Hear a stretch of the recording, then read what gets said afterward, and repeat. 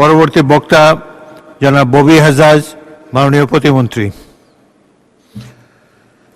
আপনার সময় 7 মিনিট। আসসালামু আলাইকুম মাননীয় স্পিকার, আপনাকে অসংখ্য ধন্যবাদ। সময়টা আরেকটু বেশি হলে হয়তো আরেকটু ভালো হতো মাননীয় স্পিকার। অল্প দু একটা আলোচনা আজকে এই মহান সংসদে উত্থাপন করতে চাই, বাট শুরুতে ধন্যবাদ জানাতে চাই বাংলাদেশের আপামর জনগণকে, যারা আসলে প্রধান অধিকারী সকল কৃতিত্বের 2024-এর জুলাইয়ের গণ অভ্যুত্থানের। আমরা এই মহান সংসদে অনেক আলোচনা দেখেছি, কারা কোথায় কত বড় অবদান রেখেছেন, তবে সবচেয়ে বড় অবদান বাংলাদেশের আপামর জনগণ রেখেছে, তরুণরা রেখেছে। নেতৃত্বর জায়গা থেকে আজকে যিনি এই সংসদে উপস্থিত আছেন, আমাদের মাননীয় প্রধানমন্ত্রী এবং সংসদ নেতা, নেতৃত্ব জায়গা থেকে সবচেয়ে বড় অবদান উনি রেখেছেন। কিন্তু আজকে এই পার্লামেন্টে, এই মহান সংসদে যারা আছেন, আমার মনে এখানে এমন কেউ নেই যে বড়ভাবে এই কৃতিত্বের অধিকারী না। আগামী দিনগুলোতে মাননীয় স্পিকার, আপনার মাধ্যমে আমি সবার প্রতি আবেদন জানাতে চাই যে জুলাই গণ অভ্যুত্থান, গণতন্ত্রকে ভালোবাসা, এই ধরনের আলোচনা যখন হয় তখন যেন সবাইকেই ক্রেডিট দিয়ে এই আলোচনাগুলো হয়। এই আলোচনাগুলো এই জায়গাটার অধিকারী বা এই ক্রেডিটের অধিকারী এককভাবে কেউ না, আমরা সকলে। দ্বিতীয়ত আলোচনা আনতে চাই জুলাই সনদ নিয়ে। যেহেতু আমাদের অনেক আলোচনা চলছে, জুলাই সনদের দুটো আঙ্গিক আছে, লিগ্যাল ম্যান্ডেট আর মোরাল ম্যান্ডেট। লিগ্যাল ম্যান্ডেট নিয়ে ট্রেজারি বেঞ্চ থেকে আমাদের পক্ষ থেকে অনেক আলোচনা এসেছে।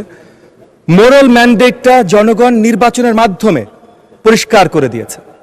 সো নির্বাচনের মাধ্যমে যেহেতু পরিষ্কার হয়েছে, আমি আপনার মাধ্যমে আবেদন জানাবো আমাদের অপোজিশন বেঞ্চের প্রতি যে মোরাল ম্যান্ডেটটা যেখানে গেছে ওনারাও যেন সেইভাবে সেই মোরাল ম্যান্ডেটটাকে সম্মানিত করেন, এবং ট্রেজারি বেঞ্চের যে দায়িত্ব জনগণের প্রতি আছে, এই মোরাল ম্যান্ডেট যেভাবে জনগণ আমাদেরকে দিয়েছে সেইটা যেন ওনারা সঠিকভাবে সম্মান জানান। আমাদের আসলে ধন্যবাদ জানানোর অনেক কিছু আছে।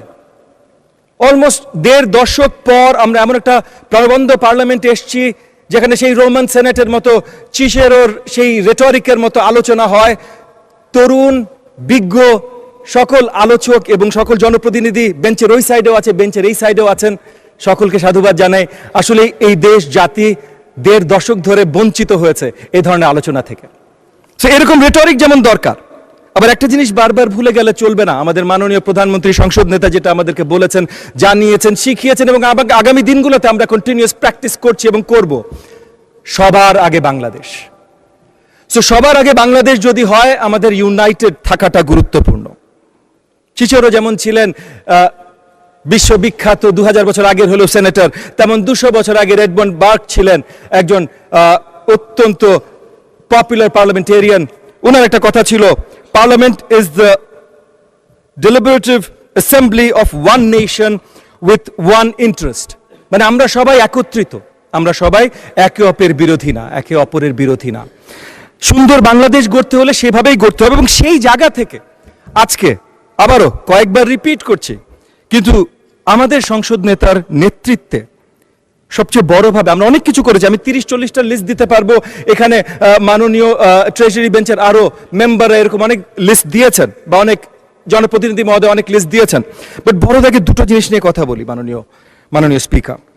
এক হলো 2 দশক পর এই নেতৃত্বে আমরা একটা পার্লামেন্ট পেয়েছি, একটা নির্বাচন পেয়েছি। এটার জন্য, এবং এই পার্লামেন্টের আসার মাধ্যমে আমরা ডেমোক্রেটিক প্র্যাকটিস শুরু করেছি, এটার জন্য আসলেই একটা ধন্যবাদ প্রয়োজন আমাদের মাননীয় সংসদ নেতা এবং আমাদের মাননীয় প্রধানমন্ত্রীকে। দ্বিতীয়ত, এবং হয়তো আরো গুরুত্বপূর্ণ, কারণ নির্বাচন মানেই শুধু ডেমোক্রেসি না, ডেমোক্রেসি মানে অ্যাকাউন্টেবিলিটি, জনগণের কাছে জবাবদিহিতা। এবং এই জনগণের কাছে জবাবদিহিতার জায়গা থেকে বাংলাদেশি সরকার ব্যবস্থায় প্রথমবার আমাদের সংসদ নেতা মাননীয় প্রধানমন্ত্রী শুরু করেছেন 180 দিনের প্ল্যান, উনি জনগণের জন্য দিয়ে দিয়েছেন। তো এই সরকার 180 দিনে কি করবে, কিভাবে করবে, এটা সবার কাছে পরিষ্কার থাকে। জবাবদিহিতার এর থেকে বড় কোনো উদাহরণ অন্য কোনো দেশেও যদি বিরোধী দলীয় বেঞ্চ থেকে আমাকে জানাতে পারেন, আমি তাদেরকে স্যালুট জানাবো। তবে সবচেয়ে বড় স্যালুট জানাবো আমাদের সকলকে, কারণ আমরা ওই জায়গায় আসতে পেরেছি যে 2 দশক ধরে গণতন্ত্রের বাইরে থেকে আমরা এমন গণতন্ত্রে এসেছি যে পরিষ্কার জবাবদিহিতার অধীনে আমরা চলে এসেছি। প্রথম মুভটা যেটা আমাদের সংসদ নেতা মাননীয় প্রধানমন্ত্রী ওথ নেওয়ার পর করেছিলেন হলো ভিভিআইপি, মানে এই সংসদে যারা বসেন, ট্রেজারি বেঞ্চে যারা বসেন, তাদের অস্টেরিটি মেজার্স। জমি পাওয়া যাবে না, গাড়ি পাওয়া যাবে না, আপনি গাড়ি ইম্পোর্ট করতে পারবেন না ট্যাক্স ফ্রি। তো সেই জায়গা থেকে আমরা মাননীয় প্রধানমন্ত্রী আমাদের সংসদ নেতা নতুন দৃষ্টান্ত সৃষ্টি করছেন। 2 মাসের ভিতর আমরা যত কিছু আমাদের অর্জন আছে, আমাদের পরিবারগুলোর জন্য, দুস্থ পরিবারগুলোর জন্য নারী এম্পাওয়ারমেন্টে ফ্যামিলি কার্ড 36,000-এর বেশি ইতিমধ্যে বিতরণ হয়েছে। কৃষক কার্ড, আমি লম্বা লিস্ট করবো না, আমার সময় কম আছে, যদিও আমি আশা রাখবো মাননীয় স্পিকার আপনি আমাকে সময় একটু বৃদ্ধি করে দেবেন। তবে যেই জায়গায় আমি আছি, শিক্ষাঙ্গনের দায়িত্বে, প্রাথমিক শিক্ষার দায়িত্বে, প্রাথমিক শিক্ষা যেন আগামী দিনে বাংলাদেশকে অনুকরণ করার মতো হয়, বাংলাদেশকে যেন অন্য কাউকে অনুকরণ করতে না হয়, সেই ব্যবস্থা শুরু করিয়েছেন আমাদের সংসদ নেতা মাননীয় প্রধানমন্ত্রী। প্রথমত আমরা একটা ভিশনের মধ্যে এসেছি যে এডুকেশনের প্রত্যেকটা পর্যায়ে আমাদের career orientation and skill orientation থাকবে, যেন আগামী দিনগুলোতে আমাদের কোনো শিক্ষার্থী চাকরির জন্য এই দিক ওই দিকে, এই দরজা না ঘুরে, তাদের জন্য যেন চাকরি তৈরি থাকে, সেটা দেশে হোক আর দেশের বাইরে হোক। প্রাথমিক বিদ্যার জন্য লার্নিং উইথ প্লে, এটা বাস্তবায়ন করতে যাচ্ছি আমরা, যেন আমাদের বাচ্চারা, শিশুরা 4 to 10, 4 থেকে 10 বয়সী শিশুরা, তারা যেন খেলতে খেলতে, গল্প বলা, গল্প শোনার মাধ্যমে তারা শিক্ষা গ্রহণ করতে পারে, এবং তারা যেন ক্লাসরুমে আসে, এই আশাটা যেন আমরা নিশ্চিত করতে পারি এই 2 কোটি 4 to 10 শিক্ষার্থীদের। তার জন্য যত ধরনের ইনসেন্টিভাইজ করা যায়, টেক্সট বুক আমরা আগে থেকে দিচ্ছিলাম, কিন্তু এখন প্রত্যেকটা স্টুডেন্টকে, শিক্ষার্থীকে meal a day, mid day meal বলছি আমরা এটাকে, সুন্দর খাবার তাদেরকে পরিবেশন করা, তাদেরকে প্রত্যেকটা শিক্ষার্থীকে ফ্রি ইউনিফর্ম দেয়া, বছরে একবার জুতো দেয়া, ব্যাগ দেয়া, যা যা কিছু করা যেতে পারে উৎসাহিত করবার জন্য। মাননীয় প্রতিমন্ত্রী, আপনাকে আর 2 মিনিট দেওয়া হলো, 2 মিনিটে সাম আপ করুন। জি, অসংখ্য ধন্যবাদ মাননীয় স্পিকার। যা যা কিছু করা যেতে পারে পরিবারদেরকে, শিক্ষার্থীদেরকে উৎসাহিত করবার জন্য, তারা যেন স্কুলে আসে, সবকিছু এই সরকার ব্যবস্থা করার কাজ শুরু করেছে ইতিমধ্যে। একই সাথে আমাদের শিক্ষার্থীরা যেন ক্লাসরুমে থাকে, মানে ক্লাসরুম আওয়ার্সটা 900 ঘন্টা ক্লাসরুম আওয়ার্স বছরে দেবার কথা, সেটা যেইভাবে নিশ্চিত করা যেতে পারে শক্তভাবে সেগুলোর কাজ আমরা করছি। সো খেলার মাধ্যমে পড়াশোনা, কালচারাল অ্যাক্টিভিটিস যেন তাদের পড়াশোনার মাধ্যমে আসে। সো সেটা গল্প বলা বলেন, ডিবেট বলেন, স্ট্যান্ডিং বক্তৃতা বলেন, গান বলেন, নাচ বলেন, নাটক বলেন, যেই কালচারাল অ্যাক্টিভিটি আপনি নিয়ে আসবেন, 2টো ভিন্ন ধারা করে কালচারাল মিনিস্ট্রির সাথে কাজ করে আমরা অতি শীঘ্রই প্রাইমারি লেভেল পর্যন্ত ক্লাস 4-5-এর বাচ্চাদের জন্য আমরা নিয়ে আসছি মাননীয় স্পিকার। এডিশনালি আপনি শুনে খুশি হবেন, শিক্ষাঙ্গনকে আমরা খেলা কেন্দ্রিক করছি।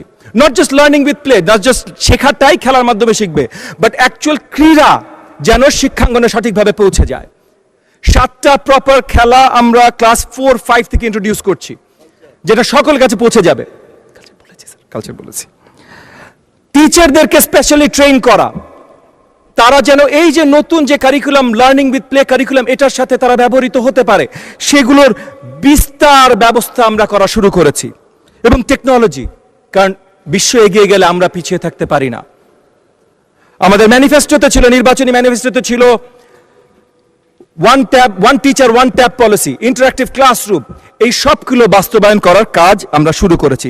স্কলারশিপ দিচ্ছি, লোন দিচ্ছি, অনেক কিছু দিচ্ছি। সো এই দিকে আমি একদম শেষ করছি। আমাদের অপোজিশন বেঞ্চের জন্য, তাদের প্রতি আপনার মাধ্যমে আমি আবেদন জানাচ্ছি যে ওনারা কমপ্লেন নিশ্চয়ই করবেন, কিন্তু প্রাপ্তিগুলো যেন সাধুবাদ, ধন্যবাদ জানান। আপনাকে অসংখ্য ধন্যবাদ মাননীয় স্পিকার, সকলকে অসংখ্য ধন্যবাদ। ধন্যবাদ মাননীয় প্রতিমন্ত্রী।